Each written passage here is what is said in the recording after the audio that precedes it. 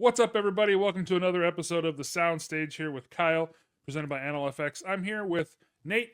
Nate, can you go ahead and introduce yourself to everybody? Yeah, I'm Nate Clancy. I'm owner of UmTheDJ.net. We got me and a small crew of DJs here that serve pretty much Central and Northern Virginia and in the DC market as well, Washington DC.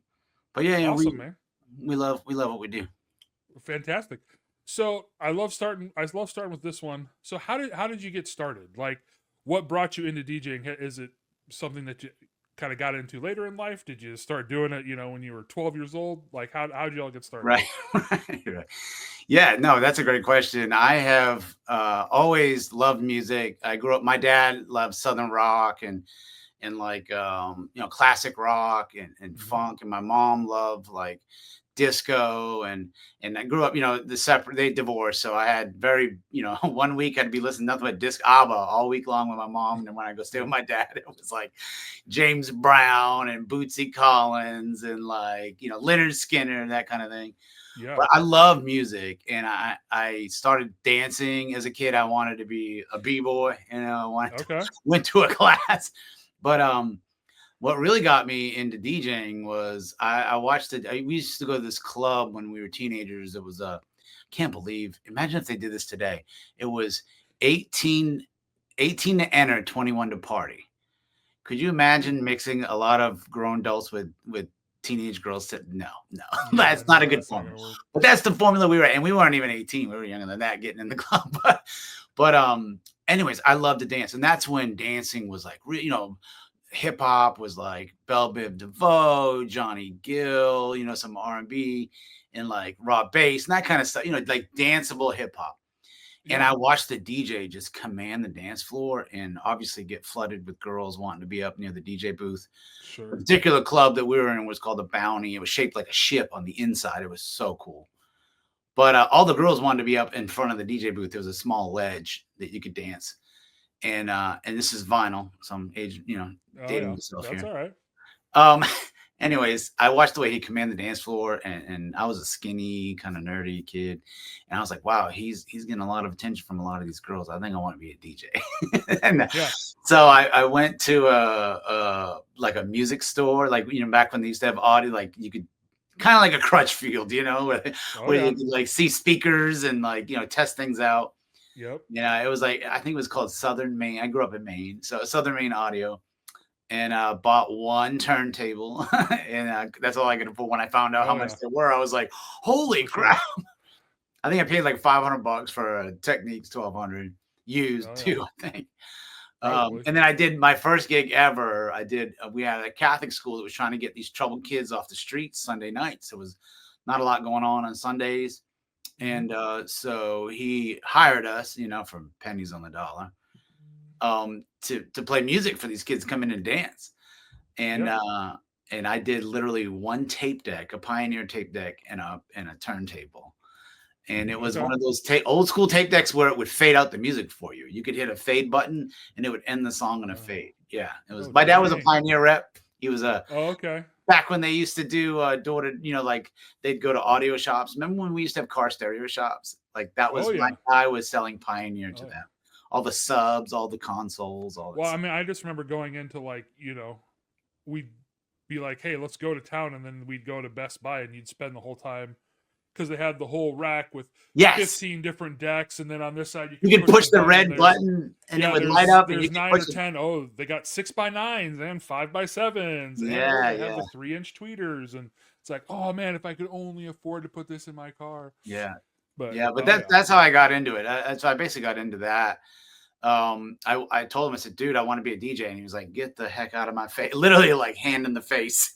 Yeah. And I was like, dude, I'll run your light show. This is pre DMX. He had like this. I remember. I don't even know what it is now. It was a silver board, like a chrome board Yeah. with knobs and buttons and faders, and I would just. We had a light rig that would come down and tilt. This is like late '80s, early '90s. It was like ahead of its time back in the day. But and I Yeah. so I ran his light show and bought his drinks, and then I didn't know he was scamming me the whole time. So he was drinking for free, and I was paying the bar, and they had a thing going. They were scamming me, but I was this young dumb kid that wanted to learn how to be a DJ, Yeah. and he just showed, and I would just watch, and he would barely say anything to me, and that lasted not even a summer. I think it was probably like 4 months, And then I was like, I want to be a DJ. And then got my second turntable.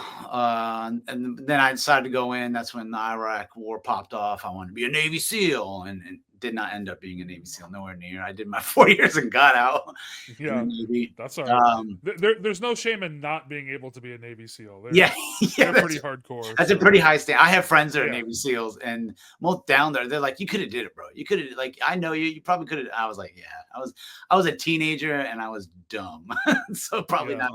not a good thing." But yeah, so I actually in the Navy, I got to DJ. I got to play my ship's radio station a bunch of times, and that was not vinyl. It was all like these pre-taped things we got, like from American, whatever they call it, the AMW, whatever.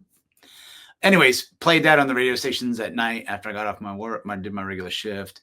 Yeah. And then started, messing around. Me and my friends were house DJs. We just, like, as in the house, not house music. Mm-hmm. Yeah. And then that's kind of how we would just practice and learn how to match beats per ear, per minute by ear. And that was my love. My love was hip hop. I fell in love with hip hop as a teenager. As a matter of fact, I sold all my records to get into DJing full time. Okay. Right. I was a government contractor, and in about 2011, 12 is when all the hiring freezes, and remember, we actually had a government shutdown. We always hear the threat of government shutdown. We actually had one, and they cut all of our contracts. And I was like, all right, God, you got this. I heavily believe my faith in God and Jesus Christ.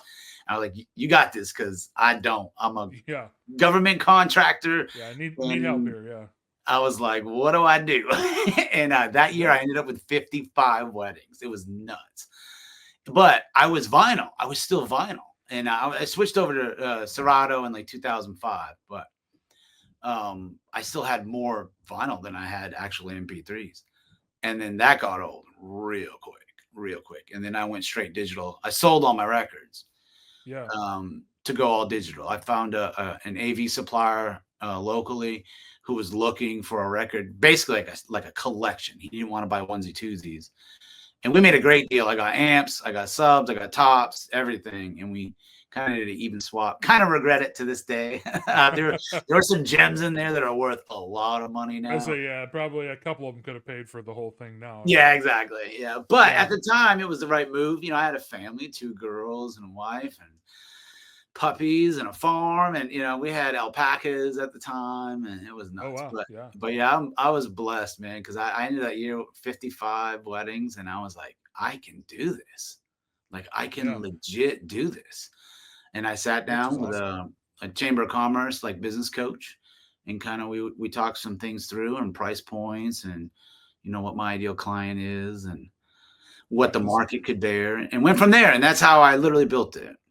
Yeah, but that's great. Like, you started really from the bottom, watching other people DJ and building it up and doing your own thing and all that sort of stuff. Yeah, which is awesome. And it's a common thread that I'm hearing, like, as I'm doing all these different podcasts and things, is everybody's kind of like, oh, my family was hugely into music. My family was hugely into music and all this, and that's what kind of got it.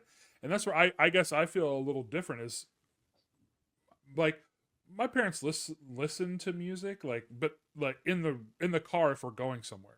But if we're just around the house, like, they weren't listening to music, they weren't doing that. But I started buying CDs because I'm just like, man, I really enjoy listening to music. I really love and now, like, with my kids, like, we got home pods all over the house. Like, my kids have one in their rooms, and they listen to music before we go to bed. We have music going as their alarms to get up in the morning. Like, we're always listening to music, and it's really funny because totally opposite of yours. Like, so obviously I'm a DJ. My mom came over to our house one day, and again, like I said, we have home pods everywhere. We always have music playing. If the TV aren't doing something, if we're not doing something else, we just always have music on.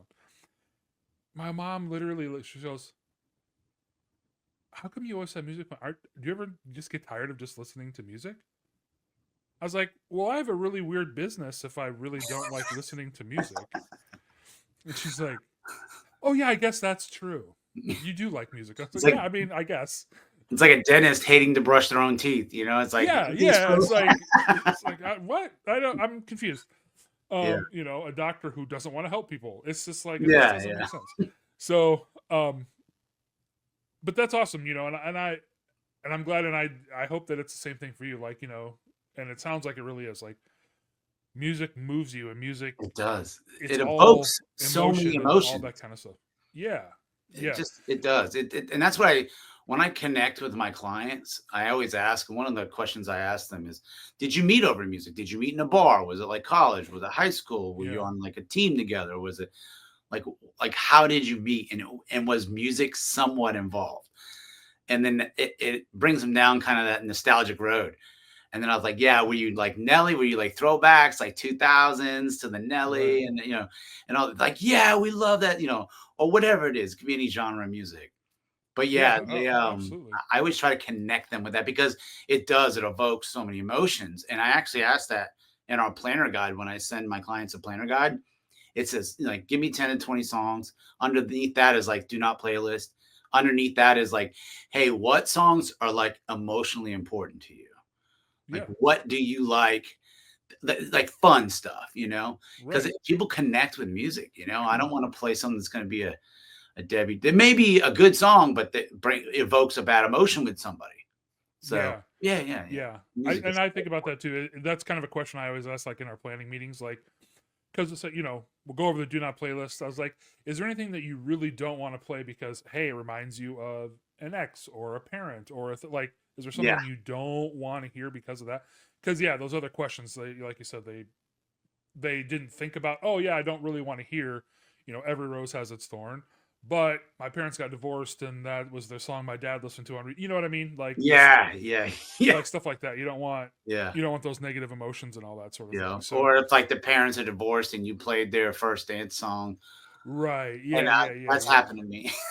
yeah. Well, and it's because I come from divorced parents too. So that is actually a question that I ask if they tell me that they have divorced parents. Yeah, I was like, hey, do you happen to know what their first dance song is? Because then I'll, you know, I'll try not to play because it's yeah. that same thing. It's like I don't want them to get pissed for no reason. Oh, I definitely have had that and the adverse reaction from the mom. Yeah, And I was like, "I didn't know, man. I am so sorry. Switching it right now." yeah, no, absolutely. You know, and unfortunately, those things happen. Yeah.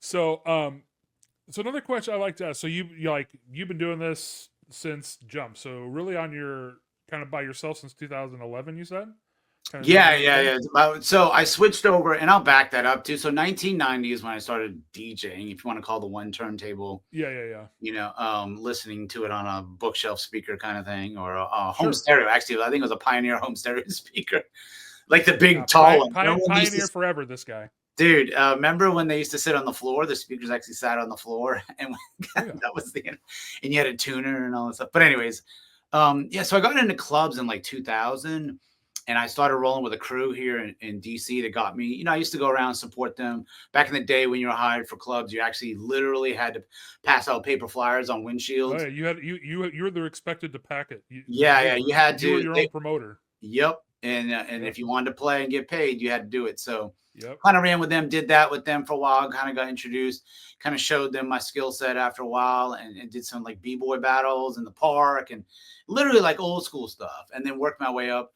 So we did some clubs in DC. I was up and down the U Street corridor, and I was like one of the few like white DJs to play down there. I used to get harassed all the time. They used to call me Eminem. I was a ex-raver with like bleach blonde hair, like pulled forward, like in like a Caesar cut. It was, mind you, this is, you know, late 90s, It, early it, it wasn't a 2000s. bad look at that time. It wasn't Yeah, a yeah, bad yeah. look at that time. Man. And then we were loading out one night, and like bars in DC pay you 150, $250. Still to this day. Like the rate has not changed. Yeah. The inflation is not, they're like, we don't care. Hasn't Um, affected the club scene. yeah. And then so we were packing out one night, and this is all vinyl. This is pre-Serato, pre-laptops. And he's like, I was like, bro, I'm sick of this crap, man. And I owned a business at the time, like worked full time, you know, 60 hours a week. And then I let my guys close up the shop on Friday, and I'd go out and DJ. Um, and it was just one of those nights where it's like not a lot of people showed up. It was kind of rainy. I'm like, why am I doing this? Sucks. And my friend was like, why don't you do weddings? And I was like, there's no money in weddings. He's like, bro, there's a lot of money in weddings. And I was like, for real? And mind you, I was still vinyl then.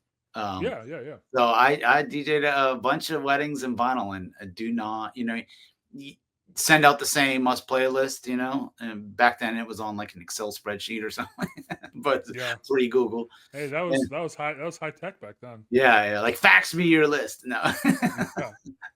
I'll But send it to my I would carrier have to pigeon. buy records that I would never play, like never Yeah. enjoy.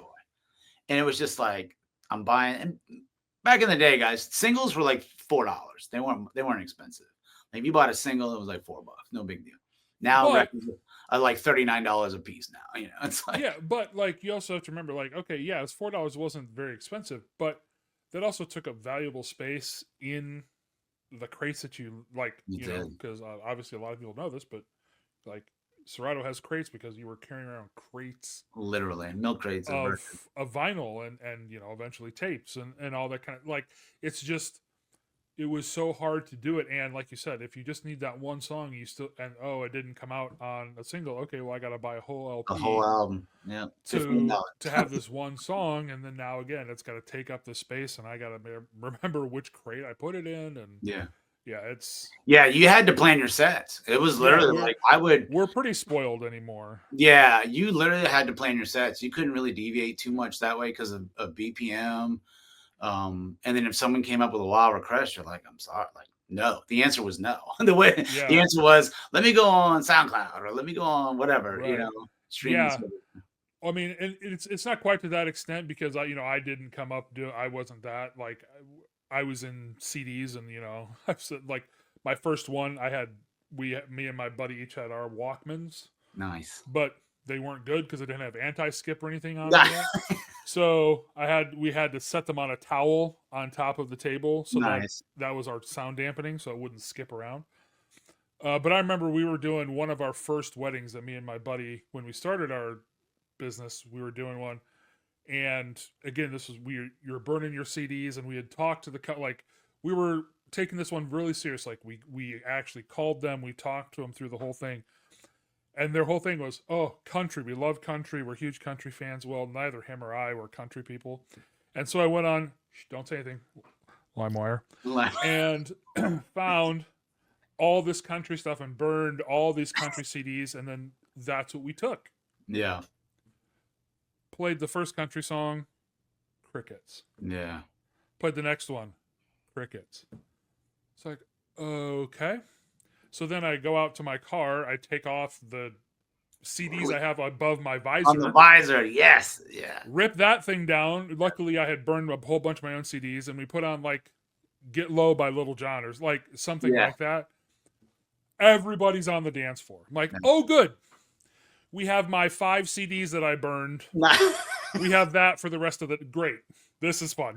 Would they read right? You could read. Remember, they sold the ones you could burn over top of. And No, that wasn't then. No, that because, hasn't happened yet. well, they had them, but just writable ones were way less expensive. Oh yeah. 100%. And you could buy. I was a sophomore in high school. Like I couldn't afford a whole bunch of different ones.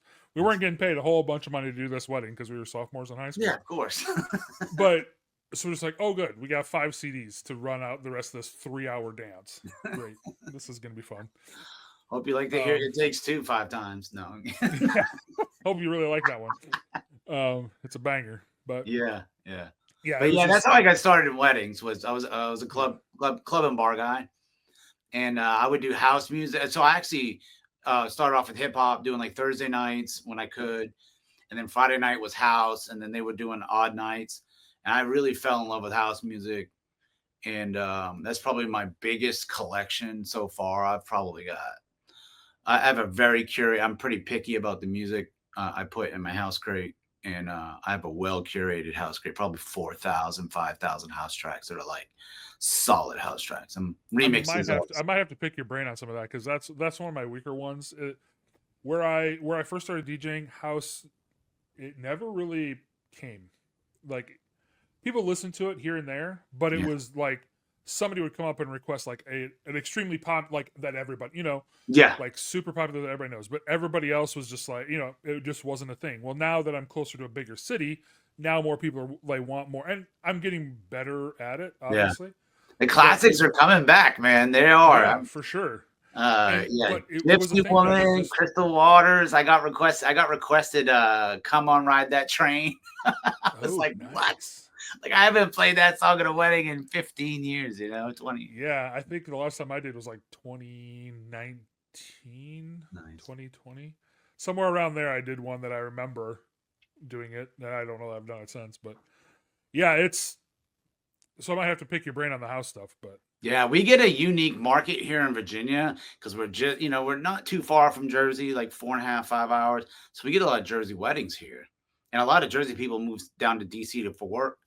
yeah, And sure. so I've had an all EDM wedding. One time she like played the classics for the first like half hour, but the next 2.5 hours, I want all EDM. And I'm like, oh, you are speaking my love language. Yeah. And those are the fun ones where you're just like, okay, this Yeah. is gonna be the fastest, easiest. Yeah. You It know, you was such just a drool great over night. it. And everybody old and young. And Yeah, I was like, so I told him at the end, we hugged it up, at the end. And I was like, you're the people, they're like, yeah, they're all old disco club heads. Like my parents and all their brothers and sisters and my aunts and uncles and all that stuff are all old club kids. And I was like, this is freaking crazy. It was amazing. yeah. I Good. love those nights where you can't do anything wrong, even if you feel like I'm not sure about this. They just eat it up. Yeah. Yeah. It just I works did out some so hip well. hop remixes and they were like, I saw one guy look and it was like, what in the, and it was like a Biggie EDM remix. It was nuts. It was great. Yeah, those are fantastic. That's Yeah. great. So looking back over all the years, so you've been doing this for a long time, and that's not a slight against you or anything. It's just doing it for a long time. All those I'm sort of not things. old. Like I'm well seasoned. there you Well go. seasoned. More experienced. There More we go. experienced. Is do you have a memory that really sticks out, like something that really cool that really happened, or something that, man, I can't believe that I got to be a part of that? Was there an awesome moment between a son and a mom, or a daughter and a I father? think just as of recent, just coming out of COVID when they were allowing bigger weddings, we had Brian Nahira, who was like, he was either the winner or the runner up on The Voice. Sure. And his talent agency called me and was like, hey, he's hired for this wedding. He's going to wear a mask to hide his appearance, but we need you to give him a mic. He's going to sing the Walking Down the Aisle song, and no, the bride doesn't know. Only the groom knows. He hired us, so it can't be like we need to Yeah. meet off site. So I met him. He flew in, met him, and he did that. It was funny because he stood up in the ceremony, and the walk at this particular venue is long. It's like 300 feet. It's a long. Sometimes Okay. you gotta loop it. Well, he gets up, and everybody turned around, and he pulls his mask down. Well, I found out the story later on. The story was they fell in love. It was a nurse, and he got COVID twice. And they fell in love when she would come in and always check on him and just be real gentle and calm with him. He had a rough time with COVID. And they fell in love and they would watch The Voice together. And they loved Brian Nahira. And they were always rooting for him and voting for him on the phone and doing Yeah. all that. But skip forward to the room reveal at this one venue. We always do a room reveal. And he came up to me. He goes, what do you think about a private first dance? Because he had their song picked out. And it was like the Yeah. song he basically almost won The Voice with. And I said, dude, let's do it. Let's do it.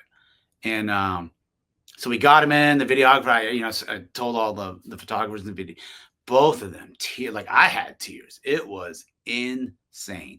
And we dimmed the light. I had the venue manager dim the lights, changed the color of my uplights, and we gave them, and they were like, we don't care what happens for the rest of the day. Like Yeah. this is it. This is like and they were hugging us all, and it was like I was like, wow, that something as simple as that. He came up to me, he was like, I think we could do a private. And I was like, you think? I mean, it's like, I know. He goes, no, we can do it again, but let's just do a private one right now. And when they had come Yeah. in, so they come in on a balcony to overlook the venue, and it's a beautiful ballroom. And he said, come down, guys, come down. And then they came down, and he goes, we want to give you your private. And that's how and it was like, I'm describing it and the chills are going up my neck right now. Oh yeah. That stuff. Or just, there's times where we've had medical emergencies that I've been able to help out at, and the mom like leaves me a glowing review Yeah. on Google and all that. But it's those moments. And I love people always often question I get asked from brides and grooms and whatnot. What's your favorite part of the wedding? I go, it sounds cheesy when the bride walks down the aisle. whether she's alone or with dad or whatever. I'm like, Yeah. that gives me like, I don't know why. I just, as a dad of two daughters, two girls, Yeah.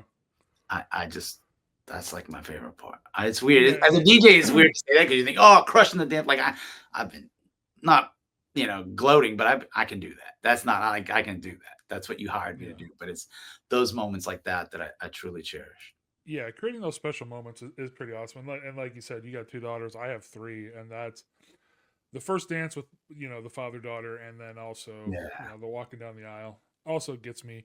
But like going back to your first dance story, like I think sometimes, I mean, and I find myself doing it too. I'm not trying to say that. Like, I don't think we realize how cool our job is. Yeah.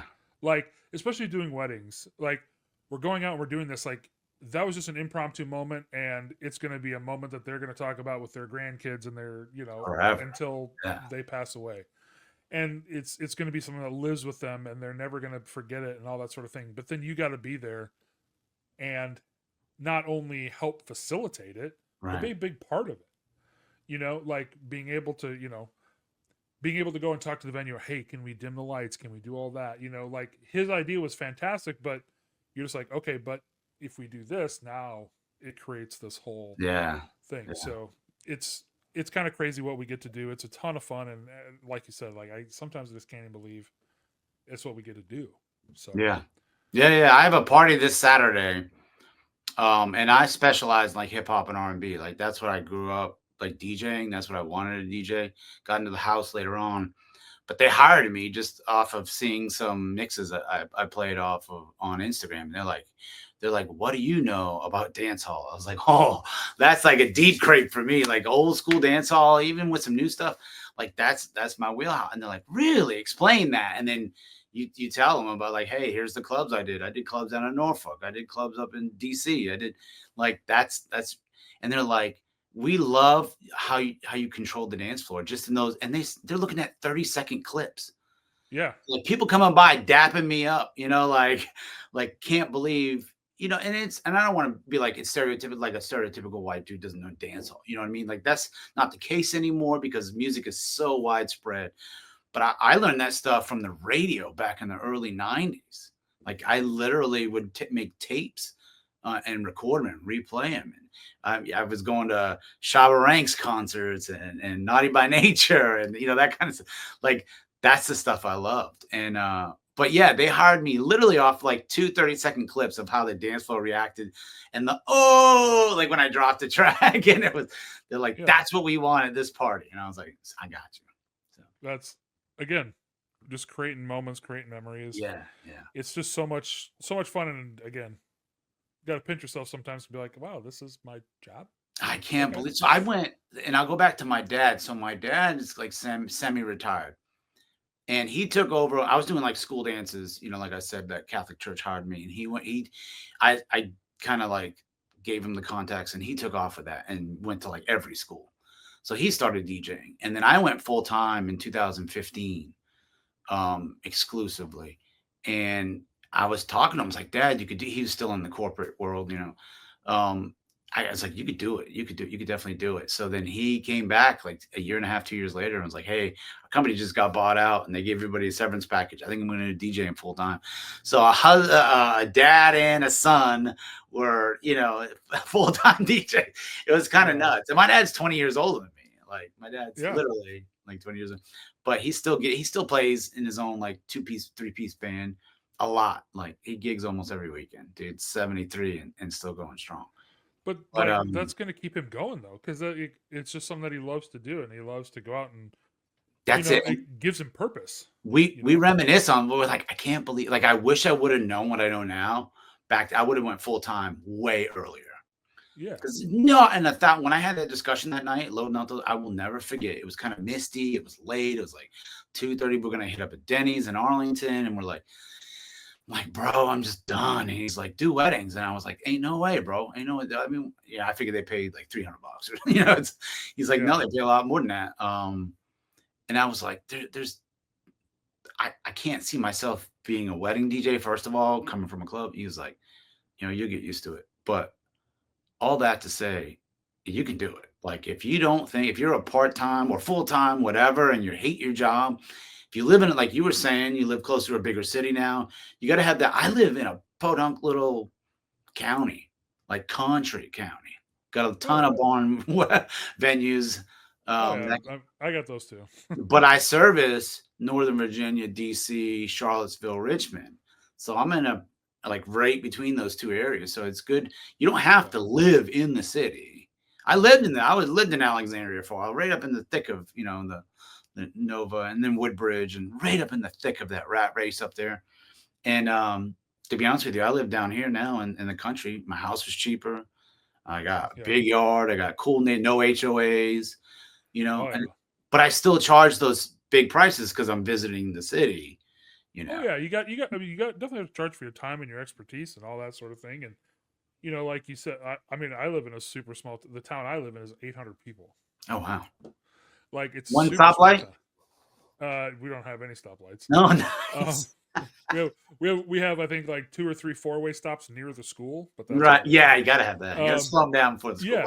So, but no, and it's really like you said, it's really nice to be able to kind of get out of that rat race, and you can get a lot more Oh, house and all that kind of stuff for your yeah. money and all that sort of Land, thing, and still house, be all able that. to, I'm 25 minutes from downtown Omaha, so like it doesn't take me long to get there. I can get to all the venues that everybody wants, and then obviously there's Lincoln on the other side, which isn't that far of a drive.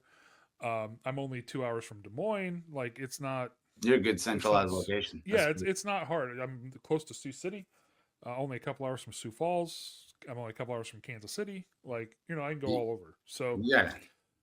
um, yeah, and like you said, it is that thing. Like I'm, you know, I've thought many times about going full time and like just DJing and not doing anything else. And I was really thinking about that when I had my old job at a bank, which I hated. But I went to it because it paid well and had good insurance, and I have kids. There you go. Um, but now, now that I'm at NLFX, unfortunately, I'm at that other part. I'm like, yeah, it's too much fun. I don't want to not do it because, like, it's a cliche, and I've said it on here many times. I don't feel like I go to work every day. Because I get to talk to people. How many times is Nate Clancy came up on the chat and Kyle's hey, what's up, Nate? Or you just send me a message on Messenger or anything else like that, and Well, it's I just love the every time I go on the website, it's either you or Danny. It's like, yeah, what do you need? And I'm like, hey, yeah, mail me this. I need it ASAP. yeah, got you, man. I think you got some stuff yesterday, as a matter of I fact. did. I did. But so it's just it doesn't feel like a job.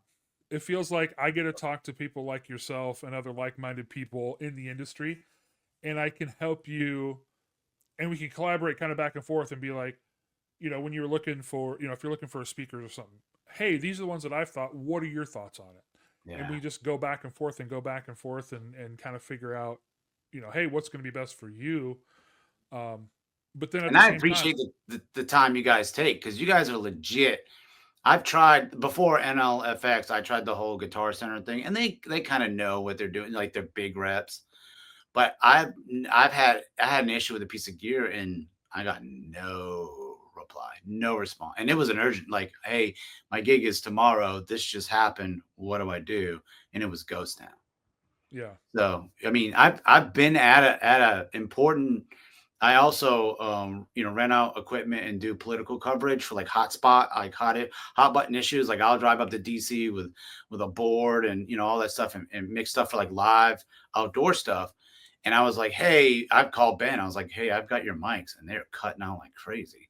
Like, what's the issue? And he goes, oh, you didn't do this. And I was like, duh. But he's at the event, and it's like yeah, he called me. That's nuts. Like nobody does that. You know what I mean? right. You guys always give top. You don't just sell great stuff at great prices. You give excellent customer support. So that's Well, that's why you guys want my business.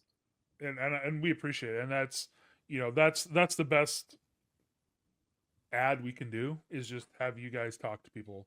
Like we can run ads till we're blue in the face, but it doesn't matter if the people don't know what we can do and they don't know You what we guys are the can do. pros, and you have a great network, and you're trustworthy, and that's why people Yeah, that's why people come from all over to buy from you guys. So all I'm yeah, glad. all over, and it's really awesome. And I think the other thing is also and not that people like Guitar Center or Sweetwater or insert name of giant vendor here, not that some of those people don't work in the musical industry and all that sort of thing also, but a lot of there's I have talked to reps from different manufacturers who have gone to those other big box stores, and there's like they're just salespeople. Yeah. They just want to sell you stuff because that's how they make money. It's quantity, not quality. Yeah, yeah, and and obviously, that's just not how we do business. It's And not, I'm not hating on Guitar Center. I just didn't no, get the no, no, no, support. no. I just didn't get Absolutely. the support I needed when I needed it. And I was Yeah, like, for sure. and I never heard back. And I was like, Yeah. well, Well, that's and like, you look, we talked, I said the name Sweetwater. Like, what they do is kind of incredible. Like, the amount of stuff that they're able to do in basically anything audio visual is pretty insane. yeah. And their model is crazy, and they have a great network, and they have, I'm sure, a million great employees. I'm not trying to knock them. It's just it's a different business model than we do. Yeah. Yeah. Ours is not let's sell 200,000 of this one thing. Like, okay, well, let's sell 2,000 of them, but let's make sure that we are there for the there through the whole process, even if something goes wrong. Yeah. So Yeah. yeah, That also that overflows into.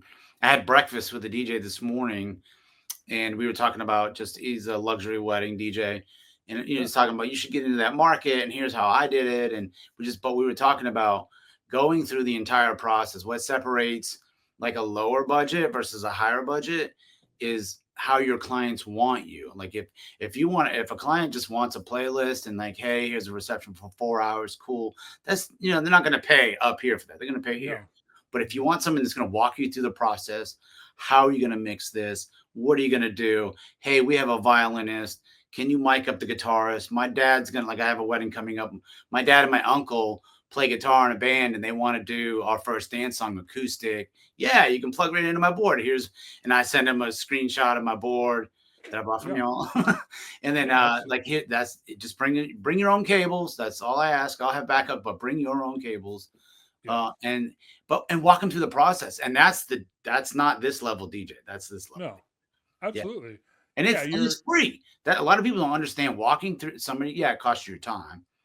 But that's free knowledge. Like, people want to be made assured, and it depends on the client you're going after. If you just want hey, like you said, we're not going to sell 2,000 weddings. We're going to sell 4,000 weddings at this price. Yeah. I'd rather sell 2,000 weddings at this price. Just right. No, exactly. And it's that, and that's the other thing that we try to.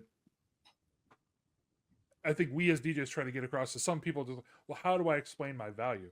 It's not even necessarily explaining your value. It's being solution oriented. Yeah. Have a solution to their problems, or when you're going through and you're doing your talk, you're doing your pitch, you're doing all that.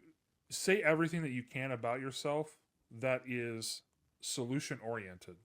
Like, I have, like, I'm like you. I'm a big thing on backups. I mean, people think I'm nuts. I carry 4 laptops when I go to do a gig. Nice. Well, because I have my 2 main ones. Well, my second one is my backup to this one. It's like, yeah, but what happens if for some reason my backup lighting one goes down? Well, I don't have lighting on this one. So, okay, well, I need my backup lighting one. Nice. Well, if this one's not quite as up to date as this one. So, not, I just want to make sure that I do not care what happens. I can play music. You got one chance to get it right at a wedding. Yeah, exactly. I can't have, oh man, I'm so sorry, my laptop went down. Let me call and see if somebody can bring me a different one. I swapped out a lav while the bride was walking down the aisle. Thankfully, it was a long venue. It was a long walk venue. But the lav just quit. And I was like, what? I had a backup. It was an RE3. Come to find out, big dude in one of his roles, like, accidentally shut the unit off. Oh, muted it? Okay. And just because you long press. Well, he's kind of a big dude, so one of those rollers just kind of went over and just stayed on it. Just long press. Yeah. I literally walked out and I whispered, "Hey, buddy, I only got one chance to get this right. I'm going to swap out your pack." I didn't know that's what happened. I just see the signal go dead. Yeah. Okay, what? So now I place it back. I'll put it in a pocket now. Things you learn. But yeah, you have one chance to get it right. One chance. Oh, 100%. Yeah, just like you said, I had that one time where I heard something coming over the speaker, like just a little bit of like a, you Yeah. know, and nobody else heard it. Nobody looked into anything, but I just caught. I was like, okay, I think there's something going wrong with that mic. Channel So I swap. started took the other one, started walking up the side, doing the whole thing, and about the time I got there, all of a sudden I started doing that. I'm like, here you go.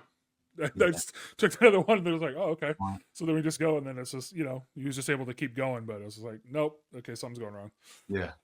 But so we've talked about your whole business, talked about the whole thing. Now let's talk about the meat and potatoes. I'm really sorry to ask this. I know it's a very personal question. What kind of speakers do you use? NLFX speakers. That's it. No. Hey, there you go.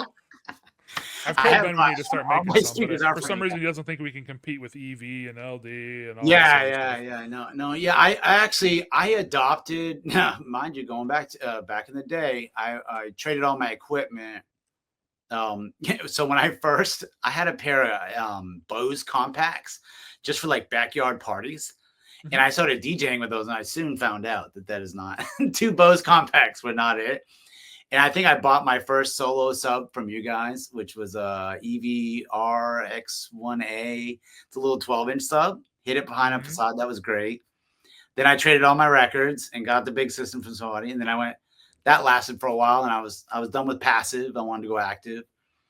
And so I think my first active pair I bought was from you guys, and that was the Evox 12s. Okay. And then I was like, I need something smaller. I got the J8s from y'all, sold the 12s to one of my DJs. I have 7 DJs that work for me as well. And I give them hella good prices, like really good, because I know they work for me and I take good care of them. And you Yeah. guys took good care of me. And so I give them a really good price. So sold the Evox 12s to one of my DJs, bought, and I had the J8s as well for smaller ones, you know, smaller, Mm-hmm. tighter fitting venues. And then I just bought I went to Harvest the Sound. Shout out to you guys for attending that and help. That was great. I wasn't able to go this year. I had a family emergency, but the previous year I went and heard those LD. And my dad was there at Harvest the Sound. At 70 Oh, nice. at the time, he was 72. And I remember Scratch Bastard coming up to him and like shaking his hand like during his set. And it was my dad's a party animal. So he was all about he didn't know who the hell he was, but he was like, yeah, man, let's go. But I heard the Maui LD44s, and I was actually kind of depressed to hear when I saw Lou, and I guess Lou and Bennett put out the specs, like the blind test. The LDs perform really low, but they sound great. They sound some people, yeah. But I bought the LD Maui 44, and I just bought the carts from you because my back is yeah. I go to the gym 3-4 times a week, but keeping up with those LD Maui 44s is subs are a different beast. Yeah. Subs are a different beast. Yeah. So I bought those carts from y'all, but I can't wait to get those in and start using those. But yeah, so my main rig now is you know, I have a Toadmatic booth, and then I bought the PLX Cross 12s from y'all and the Rain 70, and I use an external Soundcraft UI 12. I use that for I have one for my ceremony rig and one for my my main rig. Nice. But yeah, I just switched over to the Cross 12s from the Rain 12s. And then and then 2 REV EV-RE3 mics in the booth. Okay.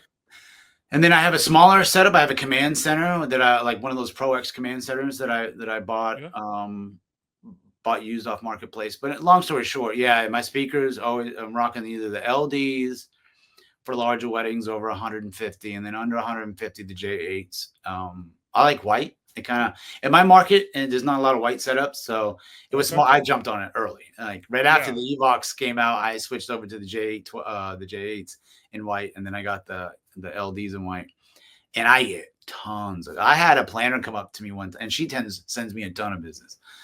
She goes, those like first time I was ever at her event, she's like, and she actually called the speakers sexy. She's like, those things are sexy. I'm like, they're speakers, sure, I'll take it.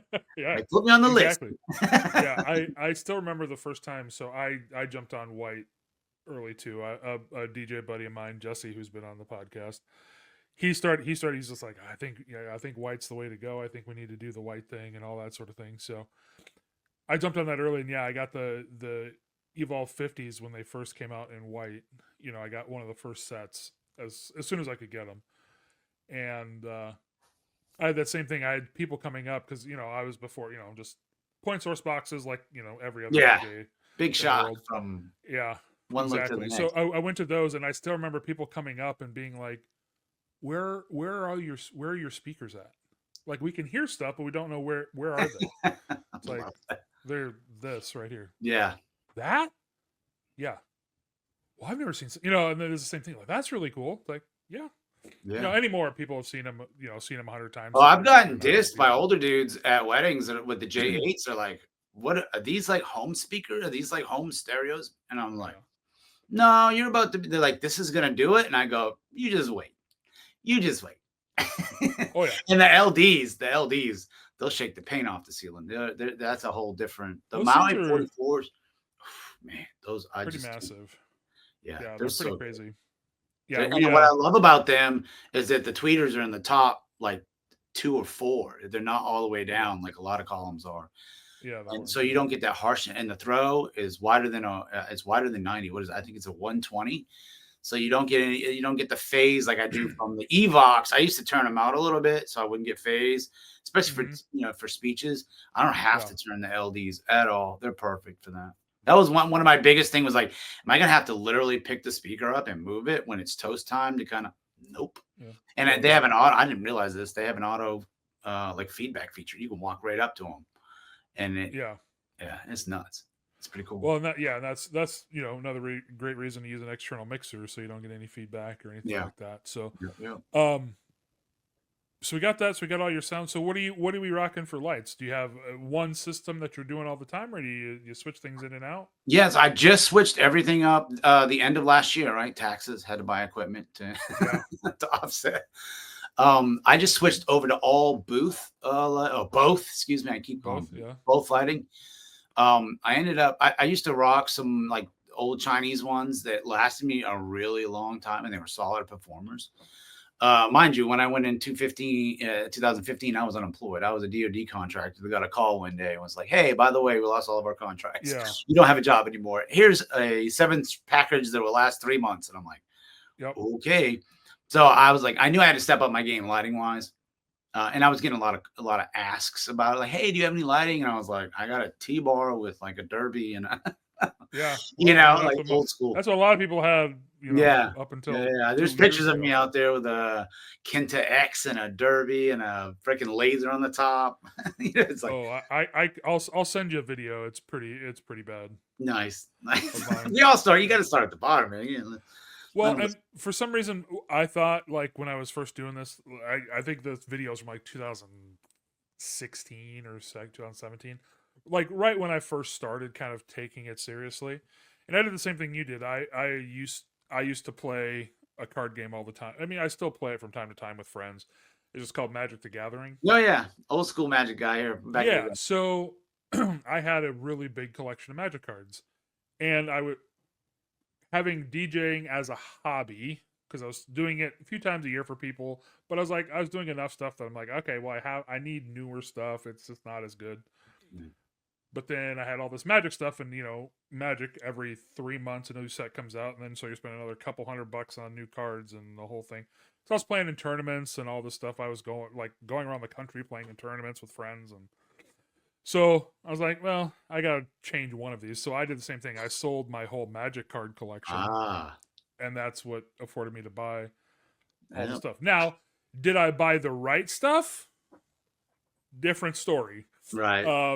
Just like everybody else, you start with, oh yeah, no, these will work great. This will be fantastic, and I had that.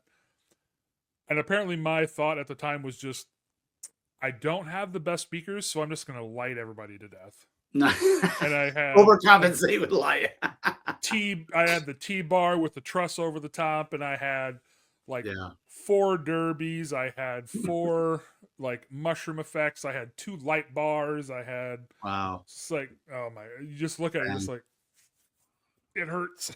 Yeah, I It went back hurts. to I got rid of the T-bar probably about a year or 2 in and just went straight up lights and still wasn't happy with that. Yeah, And then I added movers. I added movers and columns. And then I saw everybody doing the movers and columns and then kind of got away with I went from movers to the wash effects. and I did 2 of those. Those are still dope. I mean, if they weren't so I used to carry my columns in my van fully assembled. I had I think they're defunct now, the Nova Pros, the XXLs, Yeah. and I got a killer deal on those because I've ordered them and they were out of stock for like ever and the regular size, and they upgraded me to the XXL. I'm glad I got those because they're way taller and better for the venues I serve. Yeah. But I love the wash effect. Actually, a photographer sold me on that. He brought on one of my gigs. I just had movers, and he brought like these newer, whatever they call those, these lights, and he aimed them up at the ceiling. They were just 16 by 16 lights, and he would just program them on his phone or on the back of it or whatever, just to change the color of the ceiling. And I was like, that's dope. Yeah. That is cool. I want that. And then I went and looked at the wash effects, and then the Hex had just come out and bought 2 of those from y'all. To be honest, that's still what I rock to this day. Dude, they are freaking amazing. The only issue is They're crazy I bright. And, yeah, oh yeah, they're hella bright. As a matter of fact, sometimes they're too bright. yeah. Especially for like low ceilings, they're like way too bright. But and you can't drop them down because they're angle beam. If you go to my Instagram, you'll see my stuff. They're aimed up. Like you Oh can't. yeah. If you put them flat, you are crushing everybody on the dance. Like Yeah. they'll just not conducive to a healthy eyesight. But I made custom. Now my lighting rig, I made a custom pole mounts for my booth lighting. Booth. I keep calling them booth. Both, both lighting. They're like a staggered tiered tube system, and I can switch the tubes around. If I want it shaped like for a Christmas party, I changed all the tubes to green and did like a large, medium, and a small to make it look like a Christmas tree, Yeah. and stuff like that. But I used to DIY a lot of my facades. I got some pretty dope facades that I've sold. I'm a huge DIYer, but I do it well. I do it. I'm not like Yeah. junky DIYer. But yeah, no, my lighting rig is I have 20 S6s. I've got some old Chinese ones in my shed. And then both tubes, I rock 6 of those, and I keep 2 for my photo booth as extra lighting. Sure. Put those on just mic stands as well Mhm. as the circle light and all that stuff. But yeah, that's what I rock. Nice. That's pretty sweet. And um, so do you have? You said that you have that the 2 different facades. So I have the 2 different ones too. So I have my Toad booth also, and then I have a Danny Max that I use. So how do you decide which one that you take out? Is that just a conscious decision by you, or how do you do that? Yes, usually me. And so if I know the venue and I know what it's going to be, and then I also mentioned I have that Pro X board from Yeah. Gabriel, Mhm. and they put out a great product. People sleep on that one, but it's a really good product. And I've modded it. I've got external like antennas and all that stuff. But Yeah, I had one of um, those. I had one of those for quite a while, and I actually special ordered one from Gabby. yeah, I special ordered it so it had 2 U, so I could put all my stuff in the bottom of it. that's funny. Yeah, I can't fit my mics in there. I have to put them in Yeah, the center column, and I wish they were. I'm trying to figure out a mod to do that, yeah, but I yeah, digress. But yeah, so yeah, so I rock the Toad booth probably 99% of the time, unless it's a yeah, venue where it's like, hey, we don't have a handicap ramp, or we don't have this, or like I showed up to a gig on Friday, and I was like, when did y'all build that stage? I haven't been here since October last year. They have a permanent 3-foot tall stage. Well, thankfully, I had a handy ramp. Those briefcase ramps that kind of fold yeah. out. I always carry one too with my Yeah, Toad. and that saved my butt because it would be Yeah, me and my helper, and my photo booth helper is not built like that. I don't think we could have got it up on the stage. yeah. Well, That's a and I good always one. do too because I ran into a couple times where I had to, with it. Yeah, And so I the biggest reason I had it is because I had a couple of venues that like just the front step is like this, yeah, and so it's like, well, I'm not gonna lift it up every single, thing's yeah, 400 pounds, so I didn't want to have to do that every time, so I just got that, and so I just always carry it with me, and then yeah, if you get to a place that has a little bit of a stage or something that you're not thinking about, well, at least I can get it where it needs to go. yeah. And I would just want a quick shout out to Toad. So I built my own Toad before Toad, before I bought my Toad, and I built it out of steel during COVID because it was cheap. Yeah, But unloaded, it weighed 500 and something pounds unloaded. Just a steel frame with the TV, no equipment, no nothing. Added the equipment. It got so bad the first time I brought it out, I almost tipped it over. unloading it, not even, and getting it up the ramp was damn near impossible. So I installed a winch inside my van. I have a Ram ProMaster to pull it up the ramp, Yeah. and it worked. It worked, but I was like, I wised up real quick, and I was like, hey, and to make them out of steel was stupid cheap. Like you wouldn't believe it. But it's just not conducive to a gig. Now it's literally a workbench in my workshop. So Hey, I put that's the TV in my living room. Now I got a 72-inch TV in my living room. well. And First of all, that was a huge booth to begin with, 70-inch TV in there. But yeah, and I yeah, had a few venues I couldn't fit in their elevators. So, and that's why yeah. when I went to a Toad booth, I went to a 55 because it fits perfectly in a few elevators that I use at venues. Yeah, that's that is one issue with mine. So I have a 65, and the biggest reason I went with a 65, I'm 6'6". I just Nah, like I had a buddy who had a 55, and like there's nothing wrong with it, the size. Like, but I was like, it feels like it's too small behind here for me. You yeah, know, like I feel like I need more I get presence. that. You Um, get the big wheels too. I upgraded the wheels. no, I haven't upgraded the wheels. I want to. I haven't done that yet. Yeah. But I have thought about doing it. Just because some other things too. Yeah, it'd be easier to get over little humps and things like that. Yeah, 100%. Um, but yeah, so how I handle mine is obviously if it's a venue that I know, oh, I can't use the Toad, the elevator's too small, or no, I can't get to where I need to get with the Toad. Um, then I'll bring the Danny in. But I always give them the option. So I show them like pictures on the contract, like which one do you want? Because some people, oh, I really like the small, clean, aesthetic look of the podium and all that. And then most people are just like, oh no, bring the thing, make it like a club, Yeah. play with the TV and all that sort of thing. So it is requested more often, but often, again, people will be like, oh, I really like how small and mean that is, and it's also really nice too if like you said earlier with, um, we have a couple of wedding planners around here that they know the different stuff that we can do, and so they'll be like, hey, for this wedding, can you bring this booth? It'll fit in way better with what we're doing Nice. aesthetically and all that kind of stuff. So Yeah, I've DJ'd a wedding one time in a greenhouse, and I figured greenhouse, it's massive. Well, it was a restaurant in a greenhouse. It was so small, we actually had to move some of their in-house furniture, and I DJ'd an entire wedding with one J8 and my Toad booth because I literally couldn't fit, and I was slammed against a railing, like in a walkway. But yeah, I kind of, had I known, I would have brought my Pro X. And going back to the facade, the DIY facade that I have, I actually keep that in my van permanently just in case something like that. Like they're like, oh, we know we usually stage you over here and we showed them the planning, but you get their day of and they find out they have like 8 handicapped guests and they have to like move this table and you get stuck in the corner, and it's like, and that's happened. And I have a smaller controller, like a really small controller. And then I'll use that facade with and I keep a 6-foot folding table just strapped to the inside wall of my van at all times. Yeah. So I'll bust that out and use that and that's only happened a few times, but yeah, for sure. And that's something that I did too, is just carry them both. Just carry it just in case. Yeah. I haven't got it done yet. Which reminds me, I need to call the guy, figure out what's going on with it. But I'm getting a custom road case made for my Danny Max, just so I don't have to tear it down. Nice. So just slide it in, slide it out.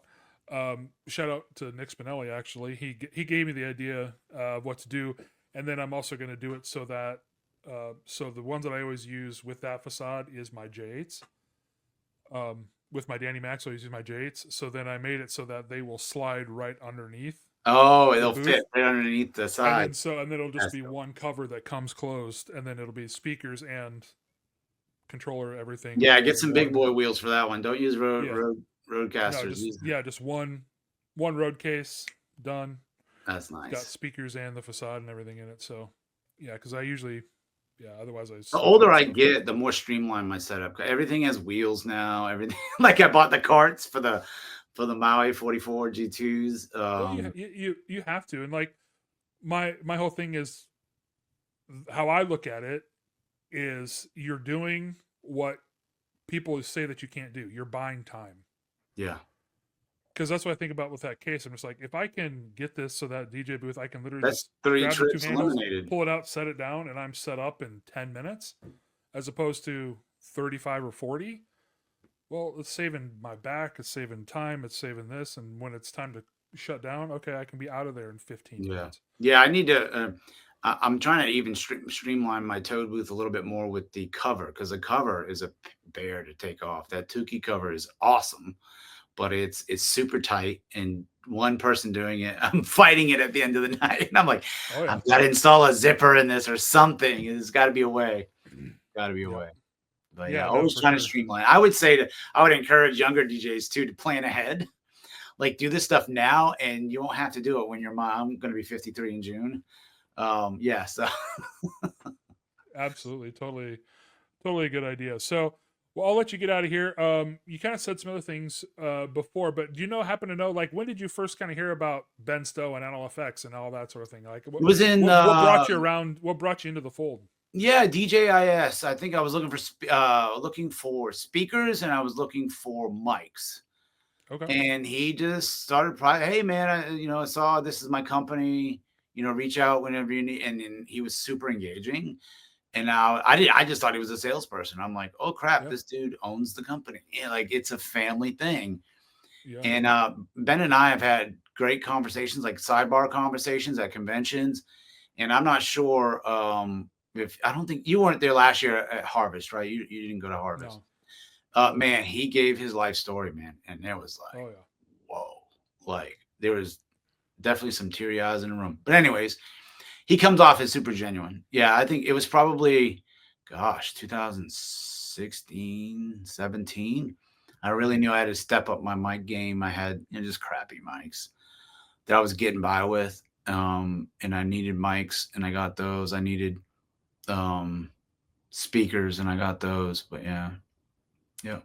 That's about the time. So it's been 10 years.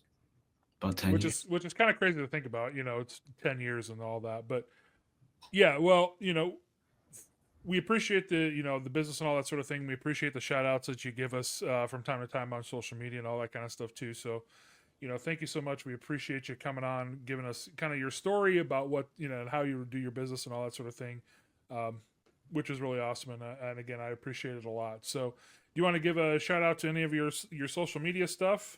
Yeah, I mean, it's DJs don't want to follow me, but it's I'm the DJ VA, underscore VA, for Insta, and then yeah, that's pretty much it. Just okay, awesome.